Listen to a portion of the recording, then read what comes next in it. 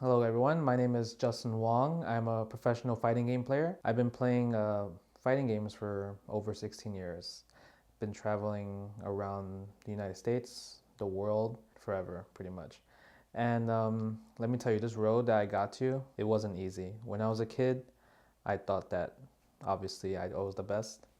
But when I went to my local arcade in Chinatown Fair in New York, I played a guy named Eddie Lee, and he legit destroyed me 50 games in a row. Clearly, I actually thought what I thought the meta of the game was, it was completely wrong. But one good thing is that what I got from it was I learned how to play fighting games correctly after that point. I learned that losing was always a good option because it taught me that I wasn't the best. I was probably the best in my school, my block, but the city, the county, the area, no, there was always someone better. So losing was probably the best thing that ever happened to me that actually got me to the point in my career. That's when I also learned how to play to win.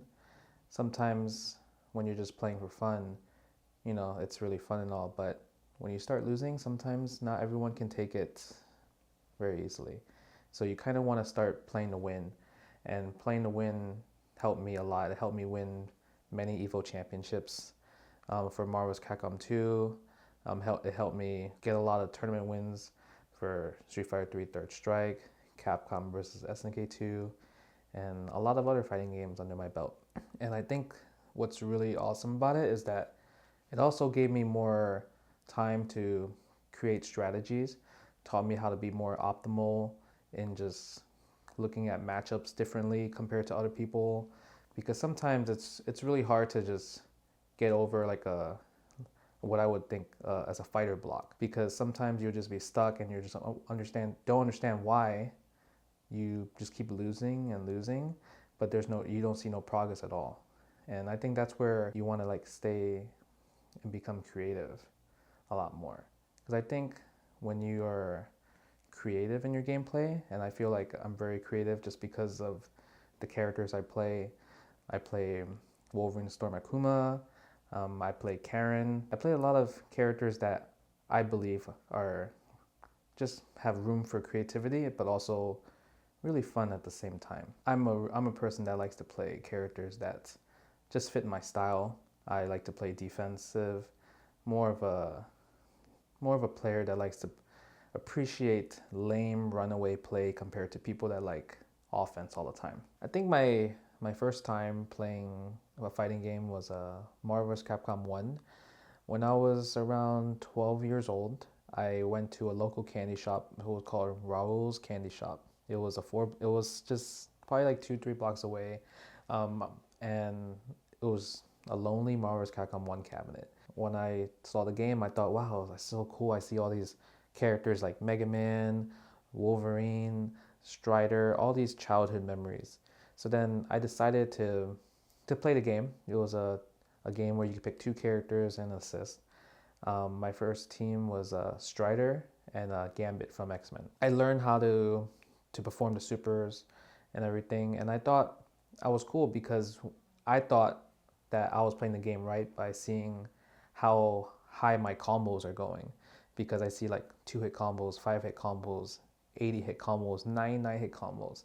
And I thought if I get to 99 all the time, I must be the best. When later on, my grandma took me to an arcade called Chinatown Fair, and I started doing like the things I was doing at the candy shop, getting 99-hit combos against just little kids. So I thought no one could beat me. It was impossible. And then I saw this guy. It was an Asian guy named Eddie Lee, and he played a team of a double War Machine. Because there are secret characters in the game, so you have regular War Machine and then a Gold War Machine. And I thought to myself, why would you pick Gold War Machine? He can't block. Like he seems a really bad character. So I thought it'd be an easy win. But then he showed me that I was completely wrong with my thought process, and it was just really cheap, because the fact that he can't block but he has armor, he was able to just beat all my attacks.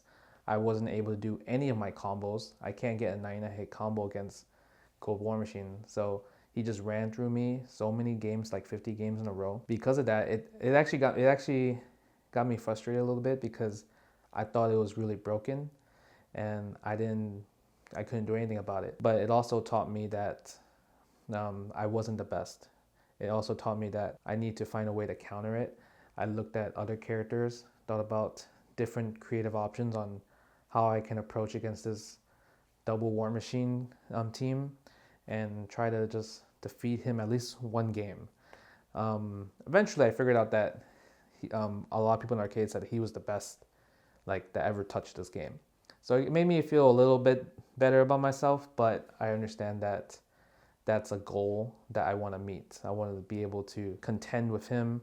I also want to try to beat him and also just want to be the best because I think when it comes down to it, I'm a very competitive person and I really wanted it to surpass Eddie Lee. And he was like my goal for at least 3 years. And he was so good. Literally, up to this day, I always think about, I wish there was videos of him back in the day where I can just watch him play, and because I love his style. Eventually, I became really good friends with him, and he started teaching me how, you understand your combos, you know how to perform the combos, but sometimes it's not about having the best combos or the most flashiest combos. You have to have optimal combos, and I think that's what led me a long way, just being very optimal. And what I mean by just having optimal play is you need to find combos that benefits you but also deals damage at the same time. And I didn't know what that meant for the longest time, because when it came down to it, I was that type of player that likes to have the highest combo against everybody, the highest scoreboard. I was a person that likes the points, but there was people that were playing to win against the opponent, and those people that won, they didn't need those points. Once I understood that, then I started going to more tournaments, winning more tournaments, and I was able to become I became an EVO world champion with just that mindset in general. Like, it's okay to lose. You want to play to win, especially in competitions, but you want to make sure you go in with a game plan, an optimal game plan. And I think that's what led me to many successes. And also, obviously, I had many losses after that as well too. I lost against a lot of people from Asia, and I think the reason why I lost was because they were just more optimal than me, and they were playing to win more than me, while I'm still playing for fun. I'm still a kid back during that time where I want to play for fun, but sometimes I think when it comes to tournaments, you should always be playing to win. As time went on, I won many tournaments, and I want to say that it's probably because of my knowledge of fighting games throughout my whole entire life. Probably playing just every arcade game in like Marvel's Capcom 1, Marvel's Capcom 2, Street Fighter 3 Third Strike helped me just skyrocketed my career for Street Fighter 4, Killer Instinct, Mortal Kombat 9, Marvel's Capcom 3, and I think it'll probably last until I retire. I would say that because of that, it helped me win many championships just from different regions all around the world. I was able to travel and compete in all these different games that their region caters in. So some regions might be really good at Street Fighter 4 or King of Fighters or Marvel's Capcom 3, and I was able to go there and win those tournaments. What's really awesome about it is that it made me appreciate the meta that those fighting games have acquired. It actually made me a better player by playing multiple fighting games, just because some games can be more offense based, some games can be more defense based, or some games can be more resource based.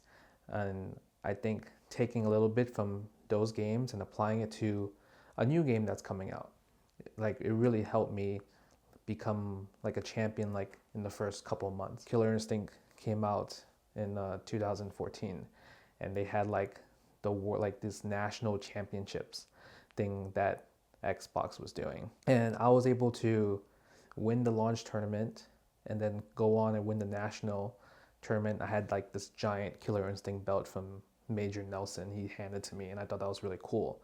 And I think the reason why I accomplished that so easily was because I thought about Street Fighter, I thought about Marvel at the same time, because when it came to just space control, it was very Street Fighter based.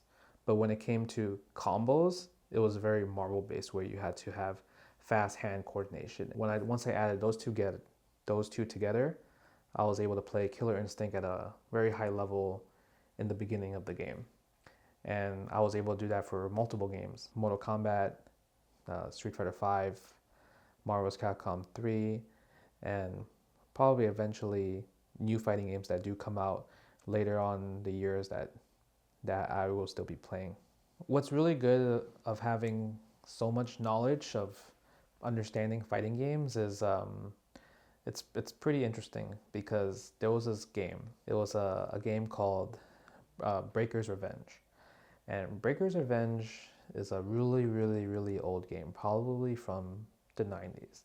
I never played it, I never seen it. There was a tournament in France, and they wanted me to enter the tournament, but I told them I never played this game.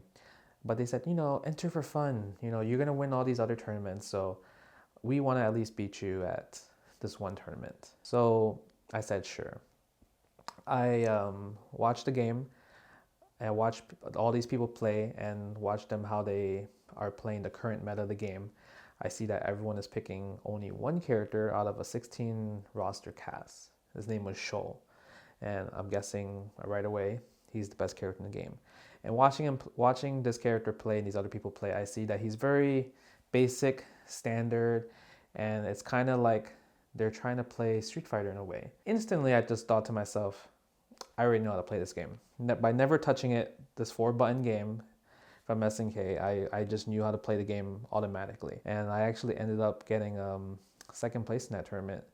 And the person that won the tournament, he was actually considered one of the best in Europe for that game. And he was pretty good, but it wasn't free. He beat me though, but it was really fun that I was able to beat so many people that put a lot of time and effort in the game, while this was my first time playing this game. Because literally all I did was control space, threw fireballs at good ranges, and anti-air accordingly. And that's pretty much like fighting games fundamentals 101 right there. The only hard part about learning multiple fighting games is not getting confused with one another.